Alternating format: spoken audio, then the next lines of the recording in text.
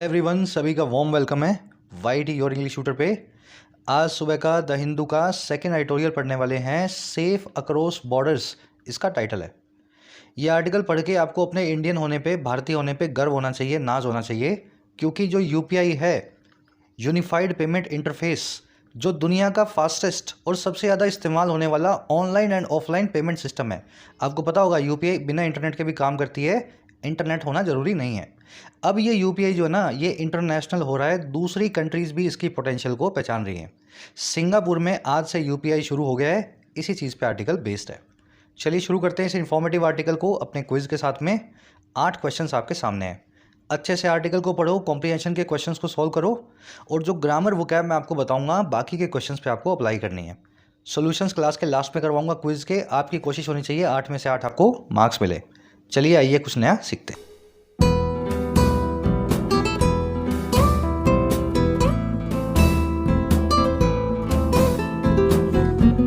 कह रहा है जी सेफ अक्रॉस बॉर्डर्स। देखिए बॉर्डर्स आप जानते हैं, सीमाएं। अक्रॉस का मतलब होता है क्रॉस करके, है ना, पार करके। और सेफ का मतलब होता है सुरक्षित, महफूज। कह रहा है जी अब जो पैसा भेजने का काम है वो सेफ हो जाएगा अक्रॉस द बॉर्डर्स, यानी कि देश की सीमाओं के पार। इंडिया से इंडिया में पैसा भेज रहे हो यूपीआई का यूज़ करके, बड़ा सब कुछ सेफ है, आप जानते हैं। लेकिन जब आप बाहर भेजते हो तो आपको थर्ड पार्टीज़ को यूज़ करना पड़ता है, बैंकों में जाना पड़ता है। अब ये चीज़ें सेफ हो चलेंगी। यूपीआई को सिंगापुर में तो आज ही लॉन्च कर दिया है हमने, अब धीरे धीरे बाकी कंट्रीज़ में भी आपको मिलेगा। चलिए टाइटल पैराग्राफ को देखते हैं, क्या कहना चाह रहा है ये। कह रहा है जी India must further its cross border digital payment linkages. कह रहा है इंडिया जो है ना, इसको फर्दर करना ही चाहिए। फर्दर एक वर्ब है यहाँ पे, इसका मतलब होता है किसी चीज़ को आगे ले जाना, प्रमोट करना। तो इंडिया को आगे ले जाना ही चाहिए इसकी क्रॉस बॉर्डर डिजिटल पेमेंट की लिंकेजेस को। डिजिटल पेमेंट आप जान गए हैं, ऑनलाइन पेमेंट्स। लिंकेजेस मतलब रिश्ते, और क्रॉस बॉर्डर का मतलब है बॉर्डर के पार, यानी कि अक्रॉस बॉर्डर्स। तो बॉर्डर के पार भी अपने पेमेंट के जो सिस्टम है, जो लिंकेजेस हैं, जो मैकेनिज्म है, उनको फर्दर करना चाहिए, ले जाना चाहिए। इंडिया से बाहर नेपाल, बांग्लादेश, अफगानिस्तान, जहाँ तक जा सकते हो यूपीआई को प्रमोट करो। इंडिया आपका सब्जेक्ट है, मस्ट फर्दर इसकी वर्ब है। चलो अब ये जो फर्दर वर्ब है ना, ये वर्ड एक्चुअल में इससे कई सारे पार्ट ऑफ स्पीच है, एडजेक्टिव भी है, एडवर्ब भी है, वर्ब भी है। इस फर्दर वर्ब को या वर्ड को मैं आपको पहचानना सिखाता हूँ सेंटेंस में। ये अलग अलग काम कर रहा होता है, कभी ये एडजेक्टिव बन के आएगा, कभी एडवर्ब बन के आएगा, है ना। देखिए फर्दर बना है फार से। फार मतलब दूर, और फार का ही आप कंपैरेटिव डिग्री बनाओगे तो फार्दर या फर्दर बनती है। इसका मतलब है और ज़्यादा दूर। जैसे यहाँ से आपका स्कूल है 10 किलोमीटर, और स्कूल से आगे आपकी लाइब्रेरी है वो और आगे है 5 किलोमीटर, तो लाइब्रेरी जो है ना फर्दर हो गई या फार्दर हो गई आपके घर से। समझ गए ना, दूर से भी ज़्यादा दूर इज़ फर्दर। तो एडजेक्टिवल और एडवर्ब फॉर्म में, एडवर्बियल फॉर्म में इसका मतलब होता है आगे की डायरेक्शन में, आपसे दूर की तरफ, है ना। वर्ब फॉर्म में फर्दर वर्ब का मतलब होता है किसी चीज़ को आगे की डायरेक्शन में ले जाना, किसी चीज़ को मूव करवाना अपने से दूर, है ना, प्रोग्रेस करवाना, प्रमोट करना है, फैसिलिटेट करना भी बोल सकते हैं। अब जिन लोगों को ये मम्बो जम्बो लग रही होगी कि सर क्या बोल रहे हैं, कुछ क्वेश्चंस आपको दिखा रहा हूँ, इनके जरिए आपको समझ में आएगा। फर्दर वर्ब है, वर्ड है, 3 सेंटेंसेज में यूज़ हुआ है, लेकिन तीनों सेंटेंसेज में इसका मीनिंग और इसका यूसेज अलग है। The court ordered further investigation into the matter. Court ने ऑर्डर कर दिया और आगे की इन्वेस्टिगेशन को, पूरे मामले में। फर्दर यहाँ पे बात कर रहा है और आगे का, है ना, फर्दर। और यहाँ पे काम कर रहा है एडजेक्टिव का, इन्वेस्टिगेशन नाम के नाउन के साथ में। देखा, नाउन के आगे एडजेक्टिव बन के आया है फर्दर। अगला केस देखो, the court order the police to investigate the matter further. Court ने ऑर्डर किया पुलिस को कि आप इन्वेस्टिगेट करें, मामले में छानबीन करें, मैटर के अंदर, और आगे यानी कि फर्दर। पुलिस ने थोड़ी इन्वेस्टिगेशन की, 5 दिन की, और कोर्ट के सामने हाजिर हुई। कोर्ट ने बोला नहीं, 25 दिन की और करके आओ, पूरी जांच अच्छे से दिखाओ हमें, तहकीकात करके कि मामले में क्या हुआ था।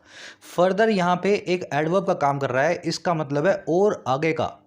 ठीक है, यहाँ पे फर्दर एडजेक्टिव था, इन्वेस्टिगेशन आगे की बात कर रहा था, यहाँ पे फर्दर वर्ब के लिए एडवर्ब है, और कह रहा है कि इन्वेस्टिगेट किया जाए और आगे। अब देखो तीसरा फॉर्मूला, तीसरा वाला sentence, these new equipments will further the use of forensic science to investigate criminal cases. ये जो नए इक्विपमेंट्स आए हैं ये फर्दर करेंगे। अब देखो फर्दर यहाँ पे वर्ब है, किसी चीज़ को आगे ले जाना। ये नए जो इक्विपमेंट हैं ये आगे ले जाएंगे यूज़ को, प्रमोट करेंगे इस्तेमाल को, फॉरेंसिक साइंस के, और किसमें, क्रिमिनल मामलों की इन्वेस्टिगेशन में। तो इन इक्विपमेंट्स की मदद से हम और अच्छे से इन्वेस्टिगेशन कर पाएंगे जो है फॉरेंसिक साइंस को यूज़ करके। तो यहाँ पे फर्दर मेन वर्ब है सेंटेंस में, विल हेल्पिंग वर्ब के बाद आया है और फर्दर बता रहा है कि कोई काम और ज़्यादा आगे अच्छे से होने वाला है। समझ में आया? यहाँ पे वर्ब का काम कर रहा है। तो इस तरीके से एक ही वर्ड 3 तरीके से काम कर सकता है, थोड़ा ध्यान रखना। ये मैं 5 मिनट इसलिए लगा रहा हूँ, यहाँ से आपका बेस बनेगा, नहीं तो ज़िंदगी भर यही कन्फ्यूजन रह जाती है, सर हमने तो फर्दर पढ़ा था एडजेक्टिव होता है, आप बता रहे हो वर्ब होता है। ठीक है ना? तो एक ही वर्ड अलग अलग काम भी कर सकता है। चलो आगे बढ़ते हैं। थर्ड सेंटेंस में नाउन से जुड़ी हुई एक एरर मैंने रख दी है, एक चैलेंज की तरह रख रहा हूँ। जो बच्चे क्लासेस रोज़ लेते हैं वो मुझे कमेंट्स में बताएं, ठीक है? नाउन से जुड़ी हुई एक एरर थर्ड कॉन्सेप्ट में डाली है, कमेंट्स में डालना, वहीं आपको रिप्लाई कर देंगे। अब देखो इस आर्टिकल की सारी वोकैब मैं आपको दिखा रहा हूँ ताकि आप इसको बिना रुके स्मूथली पढ़ पाएँ। उसी के साथ में जिन प्यारे प्यारे स्टूडेंट्स ने ऐप को डाउनलोड नहीं किया है, YT ऐप को डाउनलोड करो, आपकी अपनी ऐप है। फर्स्ट कमेंट में इसका लिंक रखा है इसी वीडियो के नीचे। ऐप पे आपको मिलेंगे courses for writing SSC and banking. Writing course में डिस्क्रिप्टिव लिखना सीखते हो, UPSC या किसी भी एग्जाम के लिए, ऐसे summary report precis, almost 60 to 80 hours का कोर्स है। अच्छे ढंग से करोगे तो इंडिपेंडेंटली राइट करना सीख जाओगे इन इंग्लिश। ये कोड लग रहा है, इसको लगा करके आप फ़ायदा ले सकते हैं आज मिडनाइट तक 475 में। अभी इसका प्राइस बढ़ने वाले हैं नेक्स्ट मंथ से, उससे पहले फ़ायदा जरूर से लें। बैंकिंग कोर्स के अंदर आपको पूरा बैंकिंग का सिलेबस, क्लरिकल और PO, प्रीलिम्स और मेंस का प्लेंटी ऑफ प्रैक्टिस सेशंस के साथ में कवर करवाया जाता है। तो सही अप्रोच देख करके कैसे मार्क्स को बूस्ट करना है ये बैंकिंग कोर्स में सीख सकते हैं। इसी तरीके से SSC के कोर्स में SSC के सभी एग्जाम्स का प्रीलिम्स और मेंस आपको तैयार करवाया जाता है। एक एक वैरायटी के क्वेश्चन को डिटेल्ड अप्रोच के साथ में करना सिखाया जाता है। कोर्सेज से रिलेटेड कोई भी क्वेरी हो, ये टीम का नंबर है, आप इस पर व्हाट्सअप करके टीम से बात कर सकते हैं। ऐप का लिंक इसी वीडियो के फर्स्ट कमेंट में रखा हुआ है। चलो जी, अपनी वोकैब शीट है, रेमिटेंस से चलेंगे शुरू करके, और इंस्टेंटेनियस है ना, 5 वर्ड्स हैं अपने पास। इथरटो भी है, 6 वर्ड्स हैं। रेमिटेंस वर्ड 2-3 दिन पहले आया था, मैंने आपको बताया था रेमिटेंस का मतलब होता है एक खाते से दूसरे खाते में पेमेंट, और ये पेमेंट होती है पर्सनल टाइप की। आपने अपने बेटे को, पापा को, भाई को, बहन को, है ना, किसी को पेमेंट किया, है ना। जनरली रेमिटेंस जो है एक कंट्री से दूसरी कंट्री में बहुत ज़्यादा की जाती हैं। कोई बच्चा पढ़ने गया, उसके माँ बाप उसको पैसा भेज रहे हैं, बच्चा अपने माँ बाप को पैसा भेज रहा है, तो इस वर्ड को इंग्लिश में बोलते हैं remittance. India has seen a substantial rise in foreign remittance in recent years. India ने एक बहुत ही बड़ा उछाल देखा है बाहर से आने वाली रेमिटेंस में पिछले कुछ सालों के अंदर। रेमिटेंस कभी भी बिजनेस पेमेंट नहीं होती है। रेमिटेंस में आप किसी को उपहार देते हो, मदद के लिए पैसा देते हो, पर्सनल टाइप का। ये रेमिट नाम की वर्ब से बना हुआ है, रेमिटेंस नाम का नाउन। रेमिट का मतलब होता है पैसा किसी को देना। चलिए अगला सेंटेंस हमारे पास, अगला, एक सेकेंड, ये मैं थोड़ी सी जूम इन करके दिखा रहा हूँ ना, तो थोड़ा सा मेरा क्या है यहाँ पे फोकस ख़राब हो जाता है इसका, लेकिन जूम इन करने से आपको अच्छे से समझ में आएगा। अगला वर्ड है डायस्पोरा। 3-4 दिन पहले आया था। डायस्पोरा का मतलब होता है प्रवासी ग्रुप। प्रवासी ग्रुप। आप US में गए, US में आपको 5 इंडियन मिल गए। Those 5 people are part of the Indian diaspora in United States of America. आप UK में चले गए, वहाँ पे आपको 10 पाकिस्तानी मिले, तो आप बोल सकते हैं these 10 Pakistani nationals are part of the Pakistani diaspora in the UK। तो हर कंट्री का एक प्रवासी ग्रुप होता है दूसरी कंट्री के अंदर, है ना, उसको अपने डायस्पोरा बोल देते हैं। सिंगल वर्ड के साथ उस ग्रुप को बताया जाता है। Indian diaspora in Texas gathered on the roads to welcome PM Modi. Bharat की जो डायस्पोरा है टेक्सास में, वो गैदर कर गई, इकट्ठी हो गई सड़कों पे मोदी साहब को वेलकम करने के लिए। जब ये मोदी गए थे ना ट्रम्प के टाइम, तो वहाँ पे इकट्ठे हो गए थे लोग डायस्पोरा के लोग थे, इंडियन डायस्पोरा। चलिए, ये एक वन वर्ड है प्रवासी ग्रुप के लिए, आज इसको आर्टिकल में देखेंगे। इनको माइग्रेंट्स, इमिग्रेंट्स, एक्सपैट्रिएट्स, एमिग्रेंट्स, इन सभी वर्ड से बताया जाता है। अगला वर्ड है सीमी। देखिए सीम जो वर्ड है ना, सीम, इसको पकड़ना है आपको। इससे 3 वर्ड्स बनेंगे। SEAM है, एक तो SEEM वाला होता है सीम, मतलब दिखाई देना। यू सीम एंग्री, आप गुस्से में दिखाई दे रहे हैं, वो अलग वर्ड है। ये सीम एक नाउन है। सीम का मतलब होता है, आप कभी कपड़े को देखना, टांके वांके लगे होते हैं ना, उसके उल्टी साइड आपको दिखाई देंगे। बाहर से जैकेट को देखना और अंदर से जैकेट को देखना, तो अंदर जो रिंकल्स या टांके लगे होते हैं ना कपड़े में, उनको बोलते हैं सीम। आई बात समझ में? जो अंदर टांके लगे होते हैं, रफ पार्ट होता है किसी कपड़े का, वो टांकों वाला पार्ट कहलाता है सीम। जो आप पहनते नहीं है, अंदर की तरफ छुपा रहता है। अब वहीं से हमने एक वर्ड बनाया है सीमी। सीमी का मतलब है रिंकल्स भरी हुई कोई चीज़ या रफ चीज़।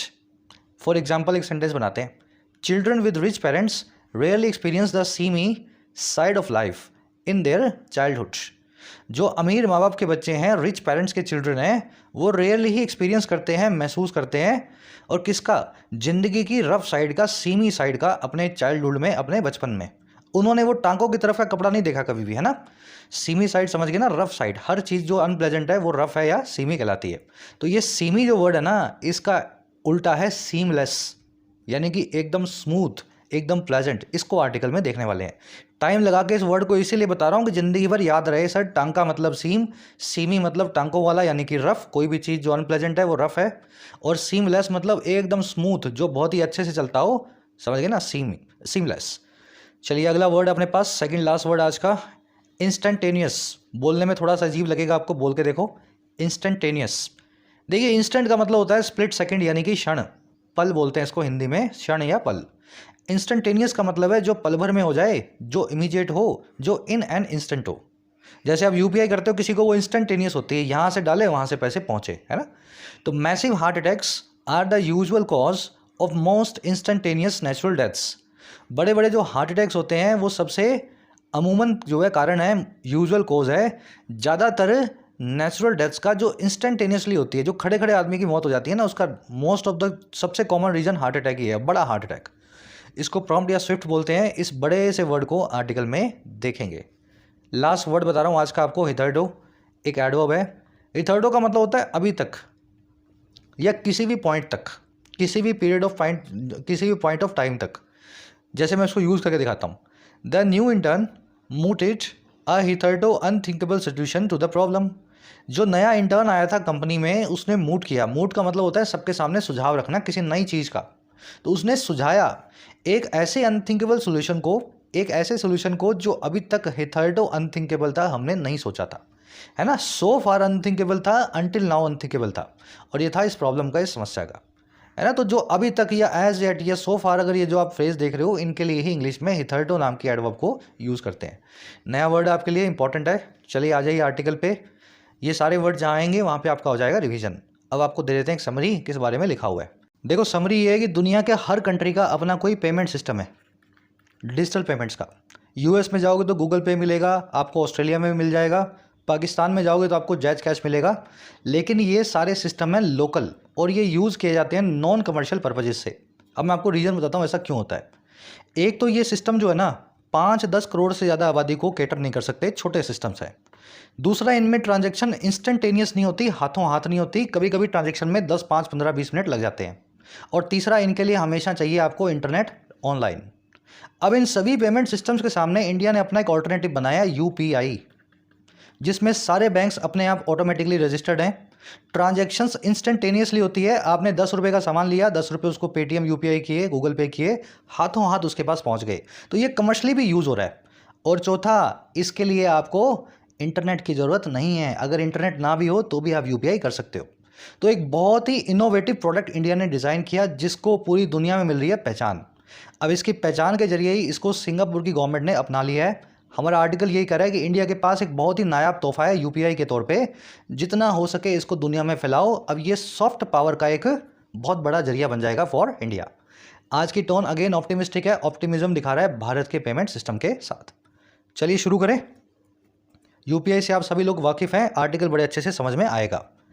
कह रहा है जी, transferring money to a relative studying और लिविंग इन सिंगापुर और receiving remittances from a family member working in South Asian city states just got a whole lot simpler। कह रहा है जी, ट्रांसफ़र करना मनी को, भेजना पैसे को एक रिश्तेदार को जो या तो स्टडी कर रहा हो या रह रहा हो सिंगापुर में, और या फिर और रिसीव करना पेमेंट को, रेमिटेंस को, और किससे, एक फैमिली मेम्बर से जो वर्क कर रहा हो इस south east Asian city state में, जिसका नाम है सिंगापुर। एक सिटी, एक शहर है और एक देश भी है ना। इस तरीके से इंडिपेंडेंट कंट्री है सिटी स्टेट्स। कह रहे चाहे तो वहाँ सिंगापुर में किसी रिश्तेदार को पैसे भेजना, या फिर कोई रिश्तेदार जो आपका वहाँ बैठा है, कमा रहा है, वो आपको पैसे भेजे। कह रहे जी दोनों काम ही है ना, just got a whole lot simpler. ये अभी अभी हो गए हैं बहुत ज़्यादा आसान, बहुत ज़्यादा सिंपल। आगे बात समझ में। ट्रांसफरिंग एंड रिसीविंग दोनों जेरेंट्स आपका सब्जेक्ट हैं, दोनों जुड़े हुए हैं और से, और इनकी वर्ब है गॉट। गेट की सेकंड फॉर्म है V2 गॉट, और गेट वर्ब का एक मीनिंग होता है बिकम, हो जाना, बिकम यानी कि हो जाना। तो ये गॉट का मतलब यहाँ पे बिकम ही है, just became a whole lot simpler. Whole load का मतलब होता है प्रेटी मच लॉट ऑफ, है ना, काफ़ी ज़्यादा को अंग्रेजी में होल लोड बोलते हैं इनफॉर्मल लैंग्वेज में। अब कैसे सिंपल हुआ भाई सिंगापुर में, कह रहे जी on February 21 the Reserve Bank of India governor Shaktikanta Das and monetary authority of सिंगापुर's managing director Ravi Menon made token instantaneous cross border remittances to each other using the UPI, the Unified Payment Interface, and Pay Now mobile applications on their phones in India and Singapore respectively। अब ये आपको दे रहा है example, इतना easy कैसे हो गया।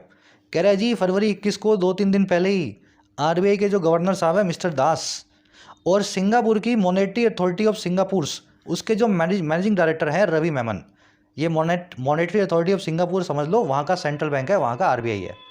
कह रहे जी भारत के आरबीआई के गवर्नर और सिंगापुर के आरबीआई के जो गवर्नर हैं जिनको एमडी बोलते हैं, रवि मेमन जिनका नाम है, इन्होंने मेक किया token instantaneous cross border remittance को। मेक का मतलब होता है किसी काम को बनाना या किसी काम को करना, और टोकन का मतलब होता है छोटी सी, रुपया, 2 रुपया, 5 रुपया, 20 रुपया, 50 रुपया, ना, छोटी सी। इंस्टेंटेनियस आप जानते हैं जो पल भर में हो जाए, और क्रॉस बॉर्डर का मतलब है बॉर्डर के पार, रेमिटेंस का मतलब है पेमेंट। तो इन्होंने छोटी छोटी पेमेंट की एक दूसरे को, टू ईच अदर को, जो इंस्टेंटेनियसली हो गई, सेकंड्स में हो गई और क्रॉस बॉर्डर हो गई। और कैसे की, यूज़ करते हुए यूपीआई को और पे नाउ मोबाइल एप्लीकेशन को अपने अपने फ़ोन्स में, इंडिया में और सिंगापुर में क्रमशः। ध्यान देना इस लास्ट वर्ड पे रिस्पेक्टिवली पे। भाई पहले नाम आया इंडिया का, तो इंडिया ने यूज़ किया यूपीआई को, फिर नाम आया सिंगापुर का, सिंगापुर की अपनी एक ऐप बनाई उन्होंने पे नाउ मोबाइल एप्लीकेशंस, है ना। तो ये ऐसे जो सिंगापुर ने इसको यूज़ किया, इंडिया ने यूपीआई को यूज़ किया, दोनों ने एक दूसरे को पैसा भेज करके सिस्टम को कर दिया लॉन्च। आगे बात समझ में। इंडियन गवर्नर जो है इनकी वो है गवर्नर इंडिया के, और वहाँ के जो है ना आरबीआई गवर्नर और वहाँ के मैनेजिंग डायरेक्टर, दोनों की वो है मेड, एंड से जुड़े हुए हैं दोनों सब्जेक्ट्स। यहाँ पे आरबीआई गवर्नर, वहाँ का MD. Instantaneous, Swift, quick, prompt, है ना, जो तेज़ी से हो जाए, जो एक पल में हो जाए, इंस्टेंटेनियस कहलाता है। रेमिटेंस आप जानते ही हैं, पैसे को बोलते हैं जो एक अकाउंट से दूसरे अकाउंट में जाए, और इसलिए जाए कि पर्सनल पर्पज़ हो, है ना, बिजनेस पेमेंट ना हो। चलिए आगे बढ़ेंगे। अब ये रिस्पेक्टिवली वर्ड से आप समझ गए कि यूपीआई किसने यूज़ किया और पे नाउ किसने यूज़ किया। आगे कह रहा है जी the transactions marked the start of a cross border link for real time person to person money transfers between South Asia's largest economy and its littoral neighbour across the Malacca Strait. कह रहे ये जो transactions थी, देखो इतना ही पढ़ रहे हैं सेंटेंस, अभी और लंबा है, इतना पढ़ेंगे फिर आगे का देखेंगे। कह रहे जी ये जो ट्रांजेक्शन्स थी दोनों की दोनों, भाई 20-50 रुपये हमने भेज दिए होंगे, 100 रुपये, 1000 रुपये हमने भेज दिए होंगे, $10, है ना, सिंगापुर के 10 वहाँ से आ गए होंगे। कह रहे ये जो ट्रांजेक्शन्स थी ना दोनों, ये निशान बनी, इन्होंने मार्क किया एक स्टार्ट को, एक शुरुआत को, और ये शुरुआत थी क्रॉस बॉर्डर लिंक की, बॉर्डर के पार के एक रिश्ते की। और किसके लिए ये लिंक था? Real time person to person money transfers का। रियल टाइम का मतलब होता है हाथों हाथ, हिंदी बोलते हैं हाथों हाथ, अंग्रेजी में बोलते हैं रियल टाइम, है ना। तो हाथों हाथ एक बंदे से दूसरे बंदे के अकाउंट में पैसे के ट्रांसफ़र का। और ये किस किस के बीच में होने वाला था? ये हो रहा था साउथ एशिया की लार्जेस्ट इकॉनमी यानी इंडिया के, एंड इसी इंडिया के जो लिटोरल नेबर है, लिटोरल का मतलब होता है कोस्टल समुद्री नेबर, है ना। इसी इंडिया का जो समुद्री नेबर है, और किसके क्रॉस में मलक्का स्ट्रेट में। तो मलक्का स्ट्रेट जो है, मलक्का जल डमरू मध्य है, उसके आप क्रॉस देखेंगे तो वहाँ आपको मिलेगा सिंगापुर, हमारा नेबर ही है, कोस्टल नेबर। तो कह रहे हैं इन दोनों के बीच की ट्रांजैक्शन ने cross border real time person to person money transfer को लॉन्च किया, स्टार्ट बनाए। अब ये देखो, ये जो सिंगापुर है ना हमारा लिटोरल नेबर, उसके बारे में कुछ और बताया गया है। कह रहे जी which is home to a sizeable Indian diaspora as well as tens of thousands of migrant workers employed in Singapore's humming construction, marine shipyard and service sector। कह रहे ये वही सिंगापुर है हमारा लिटोरल नेबर, जो कि घर है, होम है, और किसका? एक बहुत बड़े इंडिया के प्रवासी ग्रुप का, इंडिया से वहाँ जा कर के रहने वाले लोगों का, साथ ही साथ tens of thousands migrant workers का, बहुत सारे जो है माइग्रेंट वर्कर्स है ना, एक जगह से दूसरी जगह जाने वाले, तो 10,000 माइग्रेंट वर्कर्स का भी जो एम्प्लॉयड हैं, जिनको नौकरी मिली हुई है सिंगापुर के कंस्ट्रक्शन, मरीन शिपयार्ड और सर्विस सेक्टर्स में। कंस्ट्रक्शन सेक्टर आप समझ गए हैं, बिल्डिंग्स बनाना। मरीन शिपयार्ड मतलब जहाज बनाना, है ना, नाव बनाना, शिपयार्ड के अंदर काम करके कुछ समझ गए, कुछ शिप्स वगैरह बनाना। और सर्विस सेक्टर आप ऑलरेडी जानते हैं। ये जो हमिंग वर्ड है इसका मतलब होता है गतिविधि से भरपूर, जहाँ पे बहुत एक्टिविटी हो रही हो, हाईली एक्टिव चीज़ को बोलते हैं हमिंग। तो आपको जब भी सिंगापुर में जाओगे तो इन तीनों सेक्टर्स में आपको खूब एक्टिविटी मिलेंगी। These are humming sectors of Singapore. Sentence समझ में आया कि नहीं आया? लंबा सेंटेंस था। इस ट्रांजैक्शन से दोनों कंट्रीज के बीच में हाथों हाथ ट्रांजैक्शन के सिस्टम का हो गया जो है आगाज़। और ये हुआ इंडिया और उसके नेबर के बीच में, सिंगापुर के बीच में। और ये वही सिंगापुर है जहाँ पे एक बहुत बड़ी इंडियन डायस्पोरा रहती है, प्रवासी ग्रुप रहते हैं, अच्छी अच्छी नौकरियाँ करते हैं। साथ ही साथ आपको वहाँ पे मजदूर भी मिलेंगे, दसियों हज़ार माइग्रेंट वर्कर्स भी मिलेंगे जो इन तीनों सेक्टर्स में सिंगापुर के जॉब करते हैं। ट्रांजेक्शन्स की वर्ब है मार्क्ड, विच की वर्ब है इज़। विच आया है सिंगापुर के लिए, हमारे नेबर के लिए, अक्रॉस द मलक्का स्ट्रेट के लिए। साइजेबल का मतलब होता है बहुत बड़ा, कंसीडरेबल हो, नोटिसेबल हो, जिसका साइज नज़रअंदाज ना किया जा सके, साइजेबल कहलाता है। डायस्पोरा वो प्रवासी ग्रुप को बोलते हैं ना, सभी प्रवासियों के ग्रुप को बोलते हैं डायस्पोरा। लिटोरल मतलब कोस्टल, समुद्री, है ना, समुद्री को लिटोरल बोलते हैं। ये एक कॉन्सेप्ट है होम टू वाला, आज से 15-20 दिन पहले आपको करवाया था, एक बार फिर से इसको अपने कर लेते हैं रिवाइज। इंग्लिश में दो फ्रेज हैं, होम टू और हाउस टू, ठीक है। दोनों का मतलब है आप किसको शरण दे रहे हैं, अपने घर में या अपने एरिया में। जैसे इस जंगल में 5,000 जो हैं चीते हैं, तो मैं बोल सकता हूँ this jungle is house to 5,000 cheetahs, या मैं बोल सकता हूँ this jungle is home to 5,000 cheetahs, ठीक है। जंगल होम है या हाउस है 5,000 चीतों का। अब देखो ये तो कॉन्सेप्ट था मोटे मोटे तौर पे, अब अंदर घुसोगे ना तो ये दोनों स्ट्रक्चर्स वैसे एक दूसरे से अलग हैं। कैसे अलग हैं? देखो होम एक एडजेक्टिव है, हमेशा बी फैमिली की किसी वर्ब के बाद आएगा। Is home to, was home to, were home to, है ना, एम होम टू, जो भी लगाना चाहो, is am are was were be be mean, तो ये एडजेक्टिव बन के आएगा, अपने बाद हमेशा टू लेगा। लेकिन जो हाउस है ना सर, ये मेन वर्ब है और ये कोई प्रेपोजिशन अपने बाद में नहीं लेती है। मतलब दोनों का एक ही है, बस एक में टू लगेगा और वर्ब की जो है कोई फॉर्म आएगी पहले, क्योंकि एडजेक्टिव है ये। दूसरे में कुछ नहीं लगेगा और ये खुद ही मेन वर्ब बन के आ जाएगा। यूज़ करके दिखाता हूँ क्वेश्चंस कैसे बनेंगे। India is house to the world's largest young population. India घर है दुनिया की सबसे बड़ी यंग पॉपुलेशन का, ठीक है। दुनिया की सबसे बड़ी यंग पॉपुलेशन इंडिया में रहती है, कहने का मतलब ये। सेंटेंस गलत है। देखो हाउस मेन वर्ब बन के आती है, इसके पहले हेल्पिंग वर्ब नहीं होती है। अगर आप हाउस लिखना चाह रहे हो तो या तो इस इज को निकाल दो और फिर इस टू को भी निकाल दो और फिर हाउस की जगह लिखो हाउसेज, या तो ऐसा कर दो इंडिया हाउसेज, इंडिया के लिए हाउसेज आएगा ना, तो India houses the world's largest young population, या तो ऐसा लिख दो। नहीं तो अगर पंगे नहीं लेने इतने सारे तो आप एक काम करो ना, ये टू को भी रहने दो, इज को भी रहने दो, हाउस की जगह होम लिख दो। होम तो अपने आप में एक एडजेक्टिव है ही। India is home to the world's largest young population. अब दूसरा sentence, India homes the world's largest young population. Home को आपने वर्ब बना दिया, नहीं बना सकते, होम एक एडजेक्टिव है। आपको यहाँ पे वर्ब बनाना है हाउस को, तो यहाँ पे होम्स मत लिखो सर, यहाँ लिखो इंडिया हाउसेस, ठीक है। India house is the world's largest population. Concept समझ में आ गया ना सबको? बस यही कॉन्सेप्ट है, जितना आपने सीखा है इसी पे क्वेश्चन आपको मिल जाएंगे। फिर किसी एग्जाम में होम टू हाउस टू मिलेगा, वहाँ देख करके घबराना मत, समझ गए? बस यही कॉन्सेप्ट को आपको लगा के आना है। चलो आगे बढ़ेंगे। करे जी, the link now enables individuals wishing to remit their Singapore dollars या SGD और इंडियन रुपीज़ या INR funds for the maintenance of a relative और as a gift to transfer the money seamlessly using the UPI। इतना ही पढ़ते हैं। कह रहे जी जो लिंक है अब वो इनेबल कर देगा इंडिविजुअल्स को, वो सक्षम बना देगा लोगों को। और कौन से लोग? जो विश करते हैं इस चीज़ को, जिनकी कामना है, विश है ये, और विश है रेमिट करना, भेजना, या तो सिंगापुरियन डॉलर्स को या इंडियन रुपीज़ को। और क्यों भेजना? मेंटेनेंस के लिए, एक रिलेटिव के खर्चे उठाने के लिए, और या फिर एक तोहफे के तौर पे, गिफ्ट के तौर पे जो होगा ट्रांसफ़र का। और कैसे होगा ट्रांसफ़र द मनी? ये सारा ट्रांसफ़र होगा, ये सारी रेमिटेंस जाएगी सीमलेसली, याद है ना, बिना किसी जो है टांके के, बिना किसी रफनेस के, एकदम स्मूथली ये सारा ट्रांसफ़र होगा स्मूथली। और ये होगा यूज़ करते हुए UPI को भारत की तरफ से। अच्छा, उनकी तरफ से क्या यूज़ होगा? And the pay now app at the Singapore and. Singapore में पे नाउ ऐप को यूज़ करते हुए, सिंगापुर की पे नाउ ऐप भी UPI है, ऐसा समझ लो। वहाँ पे फ़ोन पे, गूगल पे तो है नहीं, तो उन्होंने अपनी ऐप का नाम दे दिया पे नाउ, समझ गया? तो जुड़ी अपने UPI से हुई है, अपने UPI का ही एक सबसेट हो गया सिंगापुर का जो है ऐप का इंटरफेस। है ना। अपने यहाँ पे पेटीएम है, सिंगापुर में पेटीएम को तो लाएंगे नहीं, तो उन्होंने अपनी खुद की एक ऐप बना दी पे नाउ, जो यूपीआई के ऊपर बेस्ड है। लिंक की वर्ब एनेबल्स सीमलेसली, मतलब बिना किसी हैसल के, एकदम स्मूथली। चलिए और आगे बढ़ते हैं। कह रहा है जी to start with 6 banks in India including 3 state run, 2 private and the Indian unit of Singapore DBS bank will be facilitating inbound remittances to their account holders. कह रहे जी टू स्टार्ट विद, शुरुआत में, ये पूरा सिस्टम जो है ना, इसकी शुरुआत कैसे हुई है। 6 बैंक है भारत में, जिसमें शामिल हैं 3 पीएसयू बैंक्स, 3 सरकारी बैंक्स, 2 प्राइवेट बैंक्स और एक इंडियन जो ब्रांच है, यूनिट है सिंगापुर के डीबीएस बैंक की।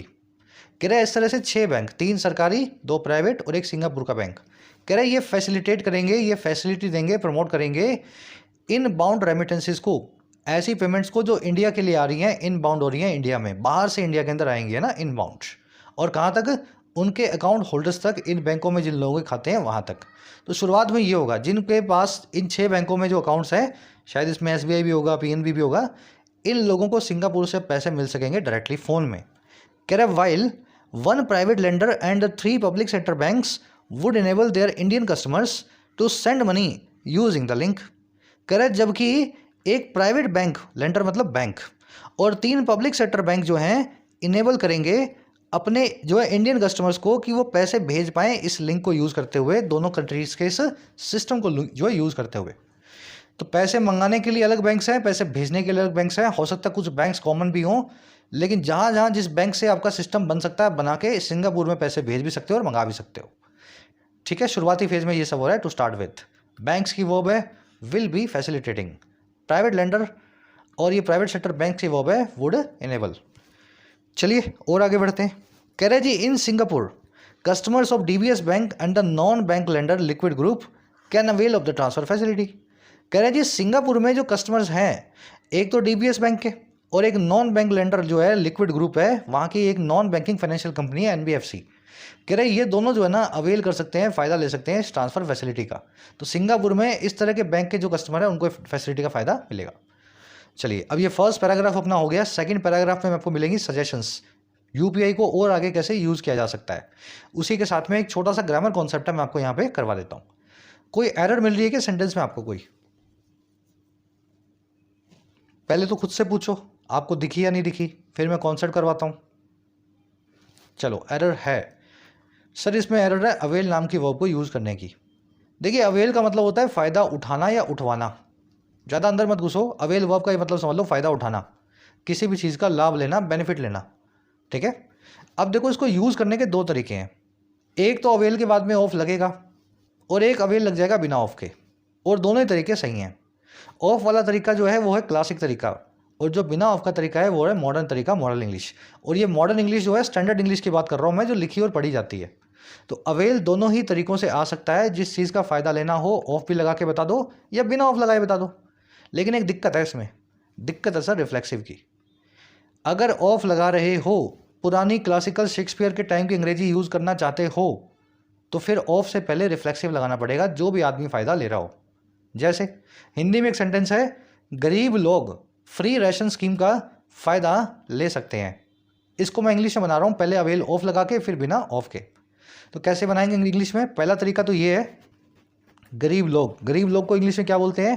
पुअर पीपल, ऐसा लिखते हैं ना, लिख सकते हैं। लेकिन अगर गरीब लोगों की बात हो रही है तो द पुअर लिख दो, कॉमन प्लूरल नाउन बना दो। द प्लस में एडजेक्टिव पूरी क्लास को बताता है। द पुअर सभी गरीब लोग, द रिच सभी अमीर लोग, द वीक सभी कमज़ोर लोग। तो द पुअर यानी सभी गरीब लोग जो हैं, द पुअर स्कीम का फ़ायदा ले सकते हैं। तो ले सकते हैं का मतलब कैन अवेल, कैन अवेल। अब देखो एक तरीका तो ये कैन अवेल द स्कीम, ठीक है, या can avail the benefit under the scheme, ऐसा भी लिख सकते हो, बेनिफिट्स अंडर द स्कीम। कई सारे बेनिफिट्स होंगे। एक तरीका तो ये है। दूसरा तरीका ये है कि आप अवेल के बाद में ऑफ लगाओ। आप क्या लगाओ? ऑफ लगाओ। यहाँ लिख दो the poor can avail of the benefits of the scheme. अब ध्यान ये देना है कि ऑफ लगेगा ना तो सर इससे पहले रिफ्लेक्सिव आएगा। रिफ्लेक्सिव क्या होता है? ही का हिमसेल्फ, शी का हर सेल्फ, माई का आई का माई सेल्फ, वी का आवर सेल्फ, पुअर का देम सेल्स। ठीक है, पुअर बहुत सारे हैं तो देम सेल्स। द पुअर है ना, तो कॉमन प्लूरल नाउन है, इसलिए जो है रिफ्लेक्सिव प्लूरल के हिसाब से बनेगा। The poor can avail themselves of the benefits under the scheme. बस अगर इतना समझ में आ गया ना तो ये एरर यहाँ पे आपको समझ में आ जाएगी। एरर यही है, अवेल के बाद में ऑफ लगा दिया, कस्टमर्स के हिसाब से यहाँ पे अवेल देमसेल्स ऑफ लगाना चाहिए था, बीच में देमसेल्स यहाँ से ठीक है मिसिंग है ना, यहाँ पे लगना चाहिए था देमसेल्स। और अगर नहीं लगाना है तो इस ऑफ को निकाल दो, पंगे क्यों लेते हो, निकाल दो इसको, मॉडर्न इंग्लिश में लिख दो। चलो बढ़े आगे, कॉन्सेप्ट याद रहेगा, सभी लोग इसी कॉन्सेप्ट को लास्ट क्वेश्चन पे लगाएंगे और इसको सही करेंगे। We are not allowed to avail of priority check in at the airport. हम अलाउड नहीं है या हम अलाउड नहीं किए गए एयरपोर्ट पे प्रायोरिटी चेक इन का फ़ायदा लेने में। गलती लग रही है तो सही करके डालो कमेंट्स में, लिखोगे तभी याद रहेगा कॉन्सेप्ट, नहीं तो भूल जाओगे। चलिए आगे बढ़ते हैं। आगे कह रहा है जी, though a small start given that the daily transaction limit is set at 60,000 rupees और about 1,000 SGD. The link is significant in that it enables individuals to quickly and safely remit money to their loved ones. लंबा sentence है, इतना ही पढ़ लेते हैं। कह रहा है जी हालांकि एक छोटी सी शुरुआत है ये, और कैसे भाई, गिवन दैट इस चीज़ को देखते हुए। अच्छा किस चीज़ को, कि जो डेली ट्रांजैक्शन लिमिट है वो सेट कर दी गई है, इस सेट है वो 60,000 रुपयों पे या लगभग 1,000 सिंगापुरियन डॉलर्स पे। तो $1,000 से ज़्यादा सिंगापुरी डॉलर आप ना भेज सकते हो ना मंगा सकते हो, जो इंडिया में 60,000 रुपये हो जाते हैं। कह रहे जी इस चीज़ को देखते हुए ये बहुत छोटी सी शुरुआत है। कह रहे आगे क्या कह रहा है, कह रहे जी हालांकि शुरुआत छोटी है, दो इट्स अ स्मॉल स्टार्ट, फिर भी जो रिश्ता है, जो ये सिस्टम बैठा है वो बड़ा सिग्निफिकेंट है, बड़ा इंपॉर्टेंट है। और कैसे, इन दैट इस चीज़ में, इन दैट इस चीज़ में, और किस चीज़ में, कि ये इनेबल करता है, सक्षम बनाता है इंडिविजुअल्स को, एक एक आदमी को, व्यक्तिगत लोगों को, कि वो क्विकली और सेफली रेमिट करें मनी, भेज दें अपना पैसा, और किन को, अपने लव्ड वंस को, अपने रिश्तेदारों को, अपने घर वालों को। और कैसे, ये सारा काम होगा without the hassles of having to go to a bank branch और a wire transfer facilities outlet. ये सारा काम सेफली और क्विकली होगा बिना इस हैसल के, बिना इस जहमत के। हैसल का मतलब होता है परेशानी, इनकन्वीनियंस। तो बिना इस परेशानी के, जहमत के, जो है मजबूरी की, हैविंग की, कि आप गो टू ए बैंक करें, एक बैंक तक जाएं, बैंक की ब्रांच तक, या फिर वायर ट्रांसफ़र फैसिलिटी के आउटलेट का फ़ायदा लें, जैसे कि वेस्टर्न यूनियन है ना, वायर ट्रांसफ़र करते हैं। और या फिर having to rely on the higher cost and riskier hawala channels, ये इसके बिना भी कर देंगे, रिलाई होने के बिना, जो है डिपेंडेंट होने के बिना, और किस चीज़ पे, महंगे हायर कॉस्ट और जो रिस्की हवाला चैनल है, काले धन को सफ़ेद करने का जो काम है, काला का हवाला समझते हैं, मनी लॉन्ड्रिंग है ना। तो अब ये सारा फ़ायदा हो जाएगा। ट्रांजैक्शन लिमिट ज़रूर $1,000 है, लेकिन धीरे धीरे करके ये बहुत अच्छी शुरुआत है, क्योंकि ये लिंक इस बात में बड़ा सिग्निफिकेंट है कि अब जो है $1,000 तक तो घर बैठे ही भेज सकते हो आप, कोई बैंक जाने की ज़रूरत नहीं, कोई आपको आउटलेट जाने की ज़रूरत नहीं है, और ना किसी हवाला चैनल में रिस्क लेकर के अपना पैसा भेजने की ज़रूरत पड़ेगी। लिमिट की वर्ब है इज़ सेट, लिंक की वर्ब है इज़, इट की वर्ब है इनेबल्स। हैसल का मतलब है परेशानी, इनकन्वीनियंस, जहमत। चलिए, rely on, depend on, hinge on, तीनों के बाद में ऑन फिक्स्ड है, इसको चेंज नहीं करना है। इसी तरीके से इनकी नाउन फॉर्म है रिलायंस, डिपेंडेंस, उनके बाद में भी ऑन आएगा। एट इनके बाद में लिखा हुआ देगा एग्जामिनर, ध्यान रख लेना, rely at, depend at, hinge at, ये गलत होता है, ऑन आता है इनके बाद में। चलो जी और आगे देखते हैं।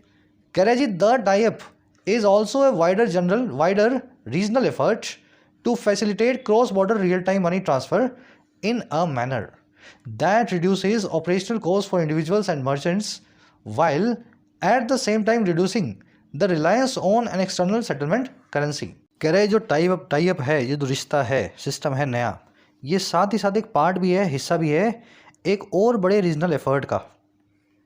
इस पूरे रीजन में ऐसी कोशिशें और भी हो रही हैं, उन्हीं एफर्ट का एक हिस्सा है ये।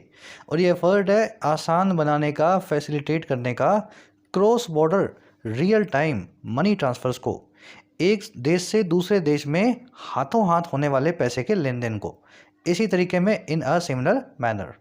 और कौन सा तरीका है जी वो, दैट रिड्यूसेस, जो रिड्यूस कर देता है, कम कर देता है ऑपरेशनल कॉस्ट को, इस पूरे ऑपरेशन को करने की कीमत को।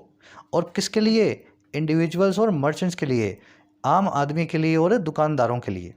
और कैसे, while at the same time reducing the reliance on external settlement currency, कह रहे जी जबकि उसी वक्त पे at the same time reduce करते हुए हमारी डिपेंडेंस, हमारी रिलायंस को एक बाहरी सेटलमेंट करेंसी पे, इंडिया और सिंगापुर में काम हो रहा है और पैसा जा रहा है डॉलर्स में, तो बाहर की करेंसी पे हमारी डिपेंडेंस भी कम करते हुए सारा काम जो है हो रहा है। अब ये करेंसी कौन सी, वो लास्ट में बताया हुआ है, which hitherto has predominantly been the US dollar. कह रहा है कि जो एज एट हिथर्टो सो फार रही है मुख्यतः प्रीडोमिनेटली अमेरिकन डॉलर। आई बात समझ में? सेंटेंस लंबा है लेकिन बहुत आसान है।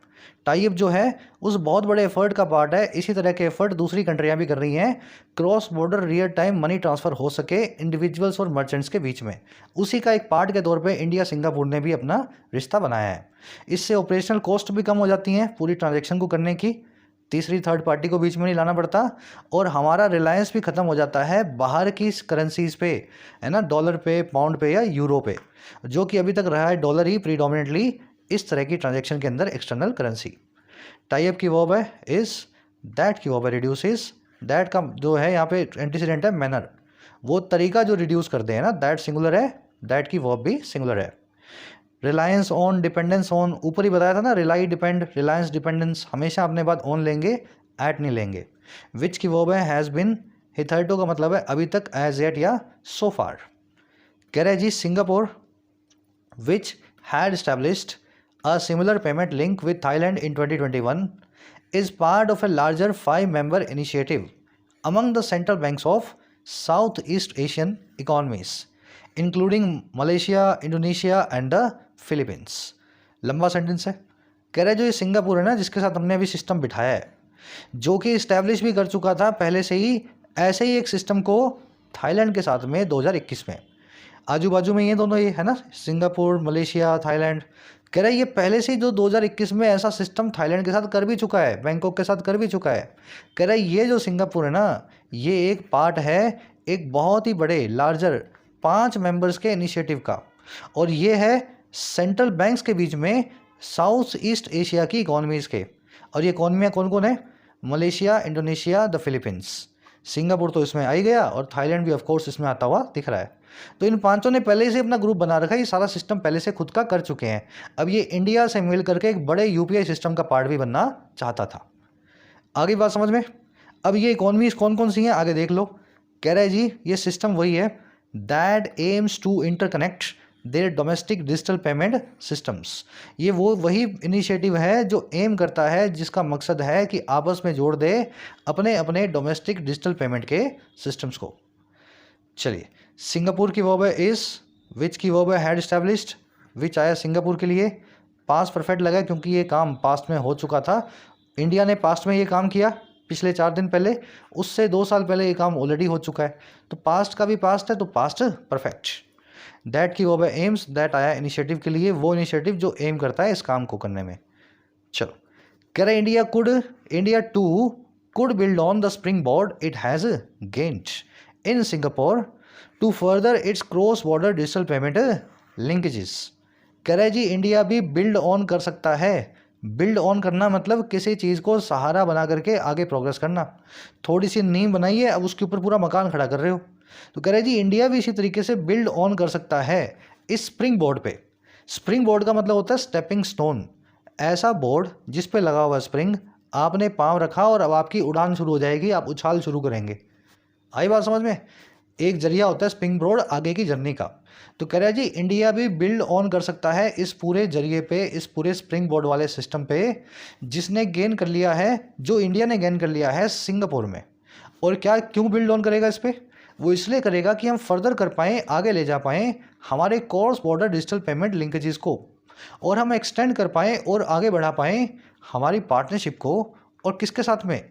To the city states other association of south east Asian nation partnership.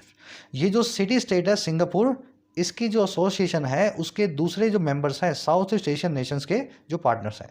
कहने का मतलब है थाईलैंड के साथ में, मलेशिया के साथ में, है ना, इन सब के साथ में जो ऊपर नाम दिए गए हैं आपको, इंडोनेशिया और फिलीपींस के साथ में भी इस फायदे, इसका चीज़ का फ़ायदा लेके इनसे भी हम अपना यूपीआई जो है वहाँ पे प्रमोट करवा सकते हैं। इंडिया की वर्ब है could build on. Build on का मतलब आप जानते हैं किसी चीज़ को सहारा बना के और आगे प्रोग्रेस करना। स्प्रिंग बोर्ड वो चीज़ होती है जहाँ से आपको एक उछाल करने का मौका मिले, जिस बोर्ड पे स्प्रिंग लगाओ। इट की वर्ब है हैज़ गेन्ड, इट आया इंडिया के लिए। कह रहे जी besides a short boost to regional trade and tourism such a network would help India to further formalise the flow of inbound remittances. कह रहे जी साथ ही साथ होने के बिसाइड्स एक शॉर्ट बूस्ट, एक ऐसा बढ़ावा जो सर्टेन है, शॉर्ट है, जो होना ही होना है हमारे रीजनल ट्रेड और टूरिज्म को। कह रहे जी ये तो होना ही होना है, इसके साथ साथ बिसाइड्स, साथ साथ क्या, ऐसा एक नेटवर्क जो है ना वो हेल्प करेगा इंडिया को और आगे फॉर्मलाइज करने में, फॉर्मल बनाने में, फ्लो को, बहाव को, भारत में आने वाली रेमिटेंसेस के, भारत में आने वाले पैसे के। तो हर कंट्री से कुछ सिस्टम बिठा लो ताकि यूपीआई से 1 मिनट में इंडिया के अंदर लोग अपने रिश्तेदारों को पैसा भेज सकें, बाहर कमाएं और यहाँ पे सेंड करें। नेटवर्क की वर्ब है वुड हेल्प। चलिए यही रैपअप करेंगे सेशन को। लंबा आर्टिकल था आज का, पढ़ने में थोड़ा टाइम भी लग गया। अब क्वेश्चंस हैं, उनको फटाफट हमें सॉल्व करना है। क्वेश्चंस का लेवल अच्छा है, थोड़ा आपको दिमाग लगाना होगा। फर्स्ट वाला तो ईजिली हो जाएगा। हमारे आरबीआई गवर्नर और वहाँ के मैनेजिंग डायरेक्टर ने कौन कौन सी ऐप को यूज़ किया है रिस्पेक्टिवली आपसे पूछा है, ठीक है। हमारे गवर्नर ने पेटीएम यूज़ किया है, वहाँ वालों ने पे नाउ, या हमने पे नाउ, वहाँ वालों ने यूपीआई, या हमने यूपीआई, वहाँ वालों ने पे लेटर, या हमने यूपीआई, वहाँ वालों ने पेटीएम। ठीक है, देख लेना सही आंसर को यहाँ से आपको चूज़ करना है। सही आंसर मैंने लगाया भी है कि नहीं लगाया इसमें, चलो मैं चेंज कर देता हूँ ताकि सही आंसर आप निकाल पाएँ, ठीक है।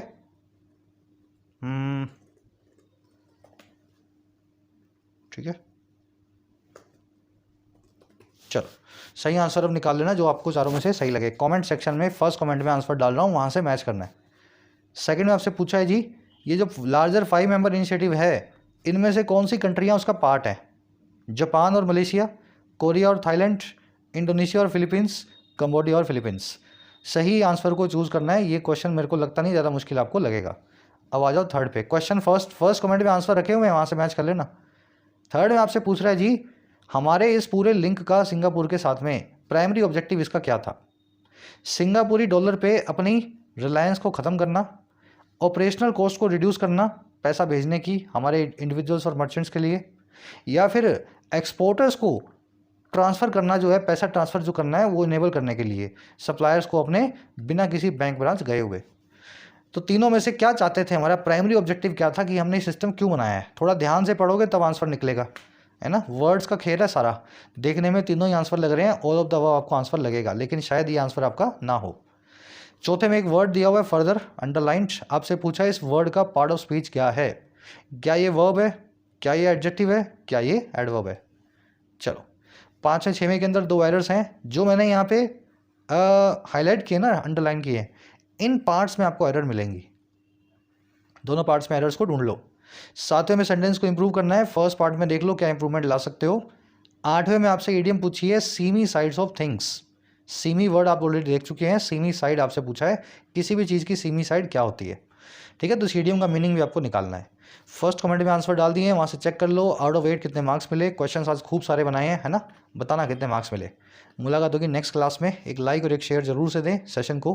अंटिल देन कोर्सेज अवेलेबल हैं ऐप पे, जाके फ़ायदा ले सकते हो।